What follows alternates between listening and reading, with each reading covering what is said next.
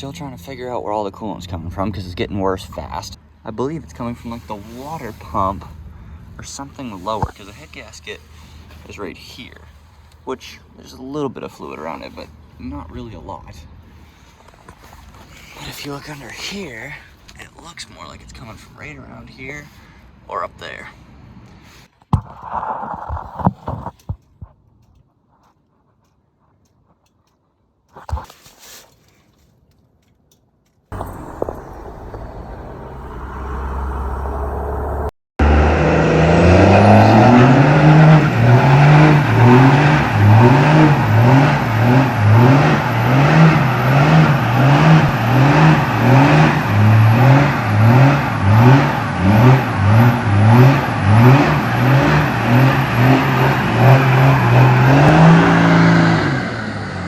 If you watched the last video, we literally just resealed the rear end. We drained all the fluid, cleaned it, resealed it.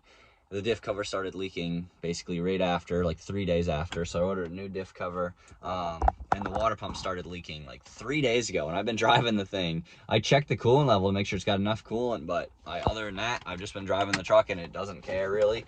But we got a new water pump now to put in right here. Duralast. I think it was a lifetime warranty though, so whatever. And it was 50 bucks. So water pump's going in today, along with the new thermostat housing and thermostat that I got for the truck that's sitting in the garage. And I already was gonna upgrade the rear diff cover in the spring, but I guess we didn't have enough time to really wait because it ended up leaking, so I got a new one already. Nice big AFE. It came with sealer, black RTV gasket maker. That's pretty dope. Some instructions and a bunch of bolts in here and a sight glass. And it appears to be a ratchet strap. I don't know why they gave me a ratchet strap. Works for up to 500 pounds. I don't know. Cool. I need a ratchet strap anyways, but this is a pretty awesome cover though. It's got cooling fins on it, so it's supposed to help it cool down a ton. It's got a drain hole right there, drain plug, so I can let the fluid out. Right here goes a sight glass, so you know how much to fill it up, and so you can see the color of your fluid, and then you fill it in on the top right there. Cooling fins on it, and this holds an extra quart than factory, so it'll run a lot cooler. And I'm actually quite impressed. I thought it was flat, which isn't really good. People say you don't want a flat diff cover even if it's a upgraded one, but it's not. It actually has the friggin' ring gear opening, and then it's got a flat spot here with the cooling fin. So I'm actually extremely pumped about this diff cover. That is awesome. And here is our other goodies that I said that we just got. There's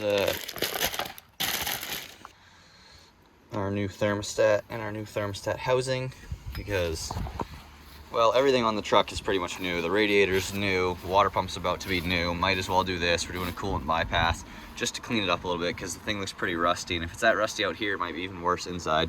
So that'll be a nice new little addition to it. Got the old cover back off again. Just letting it drain for a second. Then I'm gonna clean it out a bunch, even more than I did last time. This time I'm gonna clean it out a lot. So I'm just scraping up the surfaces around the edge, clean that all up.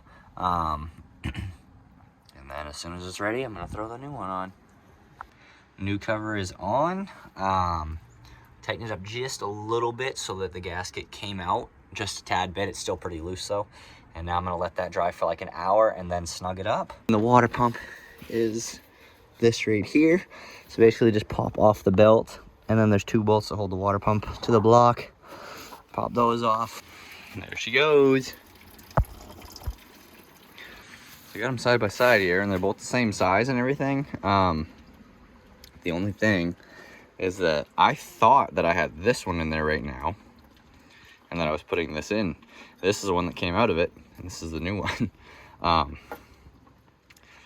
don't know, visually this one doesn't look like it's really going to do quite as good of a job cooling. There's always at least one thing that takes me hours every time I work on my truck. So rear diff went great, water pump went great.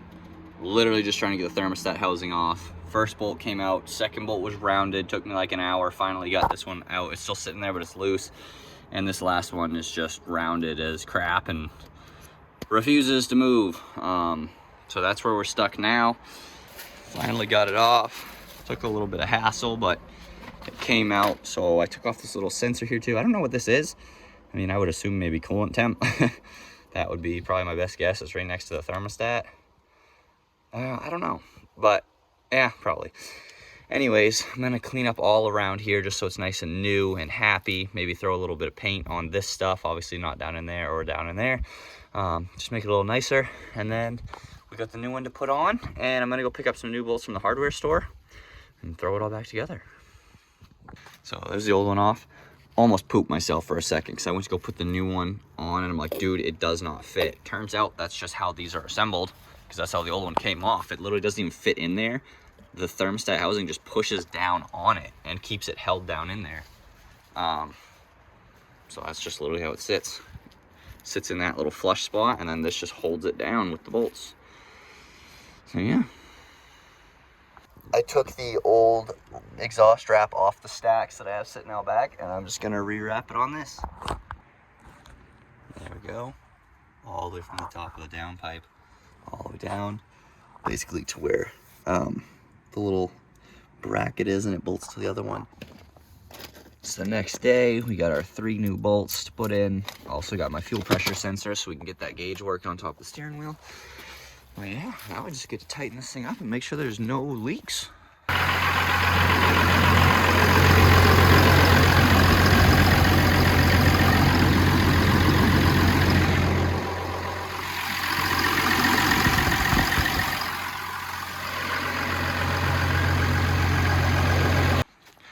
I put some more coolant in it. It's gonna need a little bit more though. I don't have any more, so I'll have to come back later with some. But now I'm gonna install this fuel pressure sensor since our other one was bad.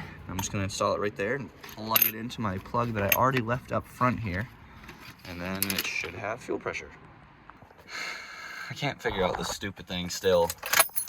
I plugged in the new one directly and it reads 70 PSI, which is not accurate at all. I'm pretty sure the truck's gonna have like 18 PSI at best. That's like what these trucks usually have with a lift pump. So it's not accurate. So then I tried wiring in the pigtail that they gave me with the new one, because maybe it's a different voltage or something. And that one reads like 3. And I know my truck's not getting 3 PSI.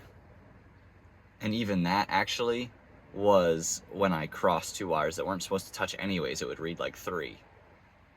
Otherwise it would read still like nothing. So I don't know what I'm supposed to do. So for now, I'm going to fill up the rear diff with fluid.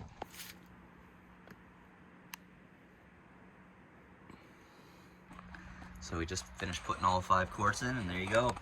It's right at the top so you can see the color of it, and just enough so you can tell that you're not overfilling it because it's right there.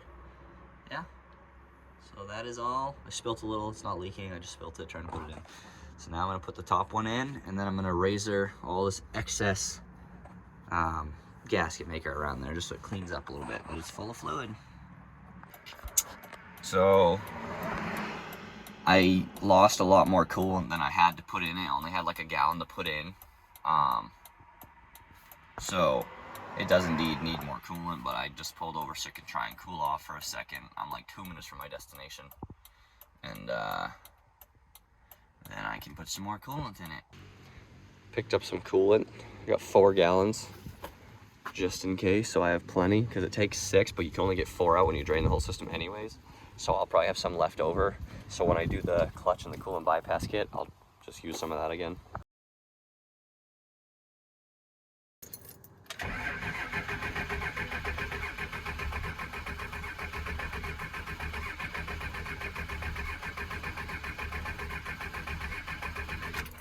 Well, that's not good.